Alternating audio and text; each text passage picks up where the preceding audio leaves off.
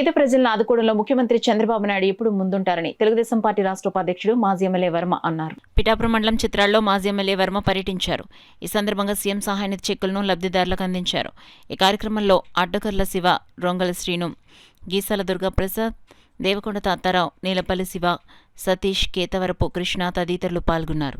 వారు ఆర్థికంగా చాలా కొడుకుని రక్షించుకోవాలన్న ఉద్దేశంతో సుమారు దగ్గర 34 లక్షల వరకు కూడా ఖర్చు పెట్టడం జరిగింది. అన్నీ అమ్ముకుని ఈ విషయాలు చంద్రబాబు నాయుడు గారి దృష్టిలో పెట్టడం జరిగింది. కుటుంబం ఏ విధంగా అయింది, వయసులో ఉన్న కొడుకు చనిపోవడం జరిగిందని ఆయన మంచి హృదయంతో వారికి 10,07,564 రూపాయలు వారి కుటుంబానికి ఇస్తూ చంద్రబాబు నాయుడు గారు ఒక మాట ఇచ్చారు. ఆరోగ్య పరిస్థితులు కానీ ఎవరికైనా ఇబ్బంది వస్తే ఇంటికి పెద్ద కొడుకులా ఆదుకుంటా అన్నారు.